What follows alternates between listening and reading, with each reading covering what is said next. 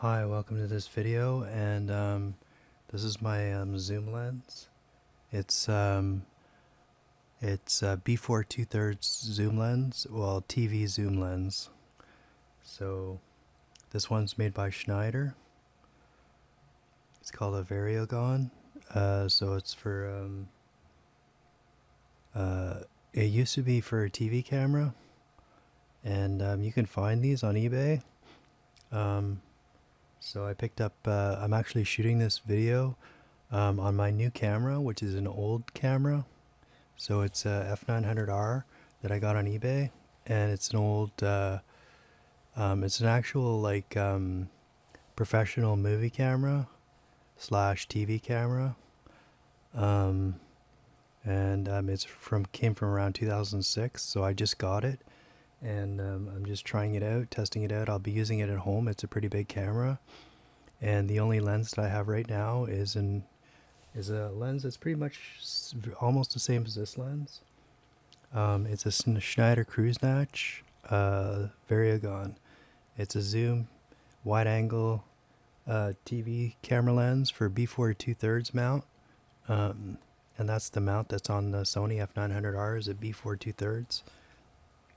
And so it fits, doesn't fit perfectly. So, but anyways, it's kind of weird. I don't think B4, there's B4 like 1/2 inch, B4 2/3. I think there's a bunch of B4 stuff out there, and it doesn't all fit with each other, so it's kind of a really strange thing. But I ordered another lens. It's coming right now. It's a Fujinon. So it's a TV lens just like this. It's very similar looking to this lens, but it's made by Fujinon, and there are lots of those on eBay. So you can get these old TV lenses for Fujinon. Fujinon is like the most popular. There's lots of them you can buy, from anywhere from like around $50 to maybe $300. And then there's the Schneiders, which are more rare. And then this one's in really good condition, but unfortunately this one has the wrong mount.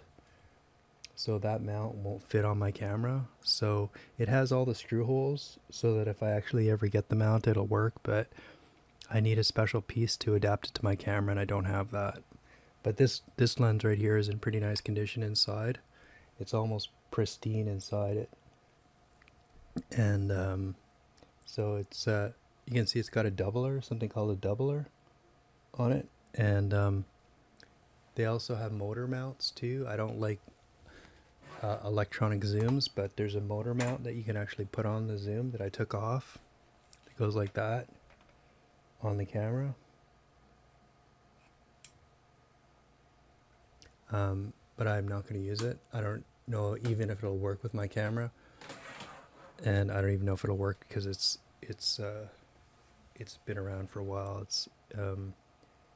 But anyways, this one has an aperture of 1.7, and then it's got the zoom and the focus, and it focuses from 0.8 meters or feet, I don't even know, 0.8 meters to 10 meters to infinity. It's kind of stiff focus. There's the focus right there. Can't really do it with one hand. There's the zoom right there. And they're actually pretty light lenses. They're not as heavy as you would think. And then the aperture is inside here. That's the aperture. And like I said, the other lens that I'm actually shooting this video is exactly the same as this lens, like almost identical to this lens. It's a Schneider Variogon. And but the other one has the correct mount for my B4 for my camera. So I'm getting another lens. It's a B4, and it's a Fujinon. So that's on the way. And there's also Canons on eBay. You can find Canon lenses like this. And they're wide angle lenses, so they shoot like wide angle. So Yeah, at 9, it says a 9 to 126 zoom.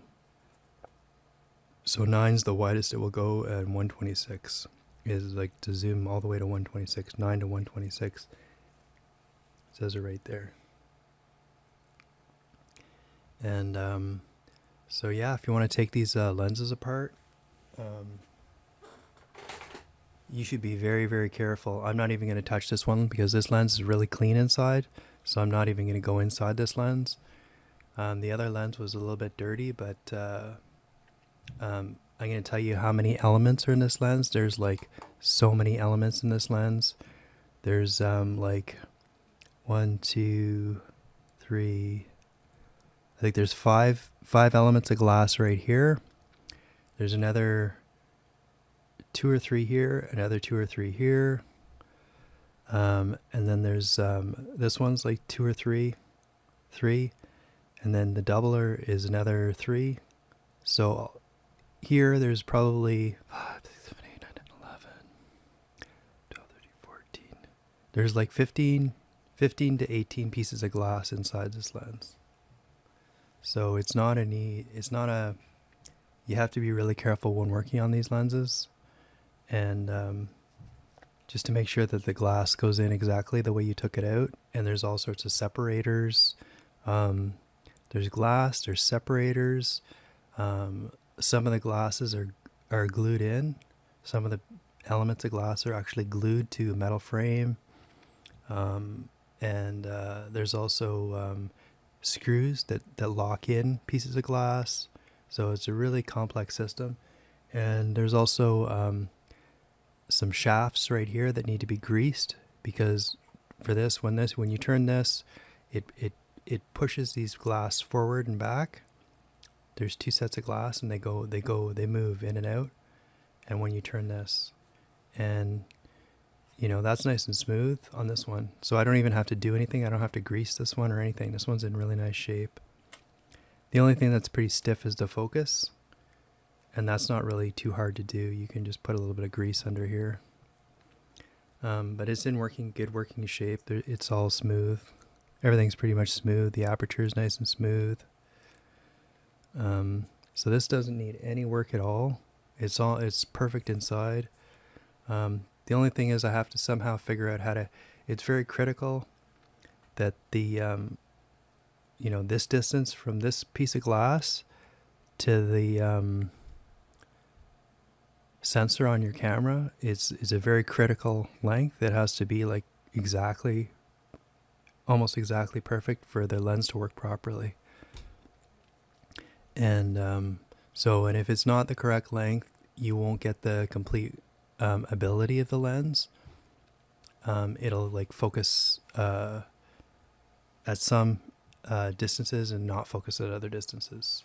So I have the special tool to open your lenses, and you can just slide these back and forth, and you can use it as a tool to unlock your lenses and unscrew your lenses and tighten them up again. You can get these on eBay for like $10, $5-10. And I also encourage people to get, if you're going to work on lenses, to get one of these too, because these are really good for blowing dust off. And you definitely need these because you don't want to be fishing dust out with your fingers. And these I used to do vinegar and paper towel, but these lens wipes are really, really good. These Zeiss lens wipes are really nice. There's probably other brands too that make these, but they work really good because you can actually just use one wipe, and once you're ready to put your lens back together again, you can use one wipe and you can just clean off all the lenses as you put them back together, and you can probably do 3 or 4 lenses with just one wipe. So these are really good. They're a lot less mess, and you don't have to pay for paper towels, So they might be a little bit expensive, but they're absolutely really worth it because they leave your lens a lot cleaner than with paper towel and vinegar. And I wouldn't use anything besides this or paper towel and vinegar. Don't use anything on lenses that's a chemical. Vinegar is like the most harsh chemical you should use on a lens. don't use anything like alcohol or anything like other than like vinegar or low concentration vinegar, and these ones are specially made, so you want to be very careful with your lenses not to put any chemicals on them. The other thing you could do too is you could also wear like rubber gloves when you're working on your lenses. I don't use rubber gloves. They actually even have the little rubber fingers, so they're not actually rubber gloves, they just go on your fingers, and but that really cuts down on getting any kind of grease on your lenses, grease marks on your lenses. So yeah, all of my new videos will be done with this new camera right that I have. It's from around 2006. It's called the F900R, and it's my new camera, and I got it on eBay. And it's a really nice camera. I haven't used hardly any of the features of this camera. I'm recording on an external recorder. It's called, the recorder that I've got is called a Cinedec. It's not really a very common recorder. It's called a Cinedec. It's pretty old too. It's like probably 10 years old. And the Cinedec, the screen isn't very good on the Cinedec, but it records pretty nice. It records even like raw and compressed. And I decided to go with the Cinedec because I got it on eBay. And it has some pretty cool features because you can connect it to HDSDI of my F900R, and then you don't have to use the tape feature on the camera. So I don't even use the tape of my camera at all. And so yeah, I'm recording this on my Sony F900R, which I have, and the microphone's connected right into the camera, so the sound is being recorded as well on the F900R. And it's a bulky camera, like a lot more bulky than my smaller JVC. So for now, I'm just going to be using it at home.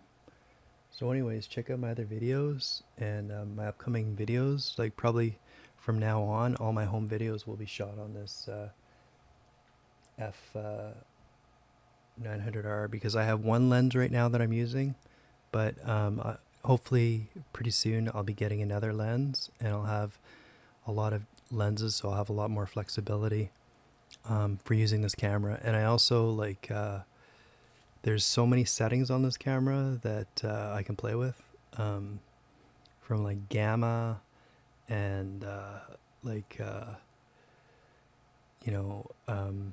all the gamma curves and all this kind of stuff. It's a really cool camera. And so yeah, all of this stuff will be shot on this camera now at home. And so yeah, I hope everybody's doing good in 2022. It's almost 2022, so I hope everybody's doing good. And there's a lot of good deals on old filmmaking gear.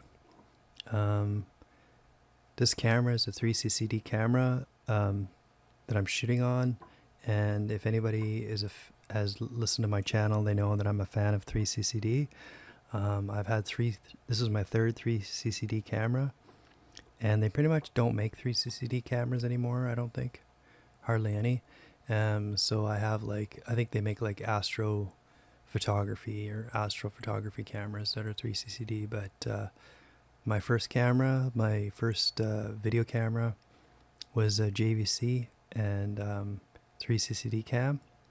Then my second one was the GYHM100 3CCD camera, and this is the third camera, and they all have slightly bigger sensors. So this camera that I have that I'm shooting right now, it shoots max 1080p, and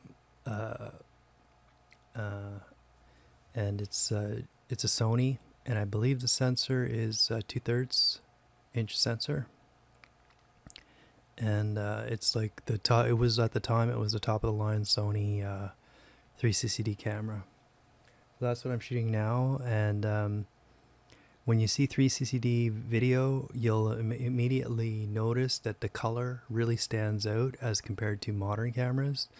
So when you look at a 3CCD camera, sometimes you almost immediately know it's 3CCD because the color is really vivid. And so that's why I love these cameras. And yeah, they have they just have a different technology to get the picture, and that's why you get a sort of a different color rendering with 3CCD. And you also like have other it's different than the new CMOS cameras. So yeah, but anyways, that's pretty much the main difference is the way that the way color looks in 3CCD is a lot different from the way it looks in CMOS. I notice. I don't know if everybody can notice it, but I really do notice it. And so that's why I really like 3CCD cameras. And that's why I'm not using a 4K CMOS camera right now. So hope you liked this video. And hopefully I will be making some more videos in 2022 with my new F900R, my F900R, and my new TV zoom lenses. And I'm also putting together like a proper video tripod because the camera is like pretty hefty. So, and I will be getting a battery system too. And once I get the battery system figured out, then I could take the whole thing and go outside and shoot. So that'll be even, that'll be crazy fun. But, it's going to be a lot of gear I have to carry around. So stay tuned for that in 2022. So hope everybody has a good Christmas and or holiday or whatever holiday they celebrate. And hopefully I will post a few more videos before the end of the holidays. Have a great day.